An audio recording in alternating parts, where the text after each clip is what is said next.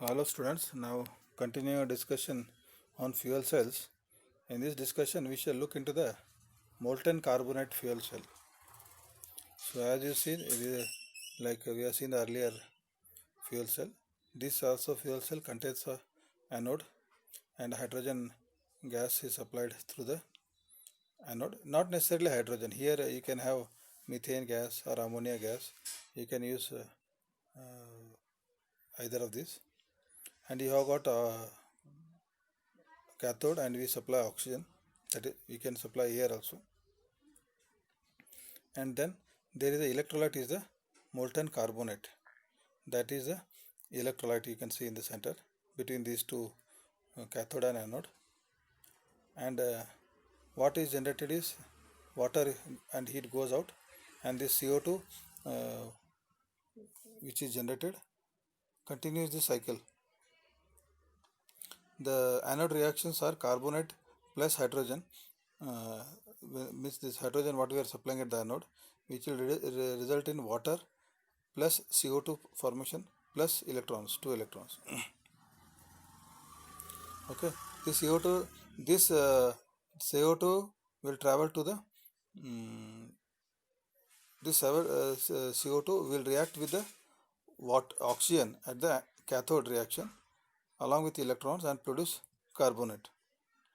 And the overall reaction what we will get is hydrogen plus half oxygen will produce water.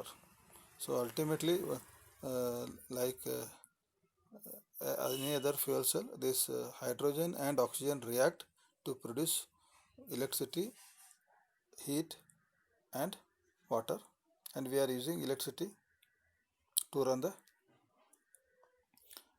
vehicles or to generate, to supply electricity to industries.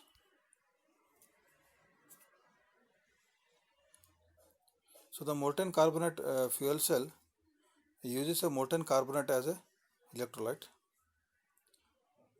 It has a potential to be fueled with carbon derived fuel gases, coal derived fuel gases such as methane or natural gas.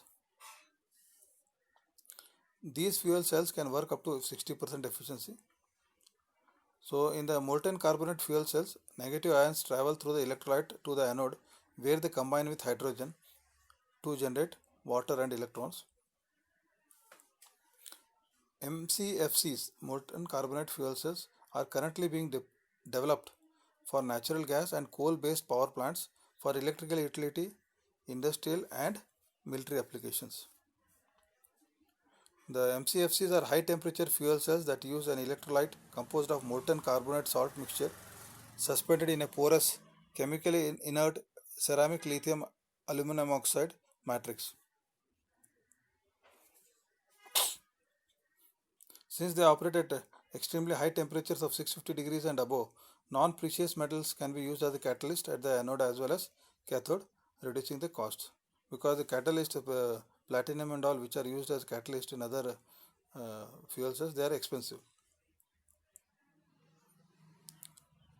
See, here in the molten carbonate fuel cells, we can use coal derived gases like methane and natural gas. So we don't require pure hydrogen here. Okay. So they don't require, otherwise when you want to have a pure hydrogen means you should have an external reformer. But here this doesn't require an external reformer, it will do internally only.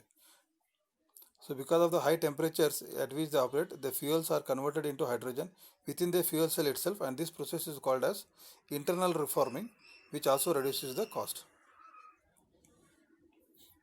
Although they are more resistant to impurities than other fuel cell types, scientists are looking for ways to make MCFCs resistant to enough to impurities from coal such as sulfur and particulates.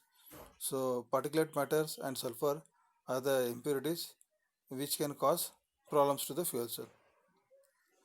The problem they cause is the life reduces, the durability reduces,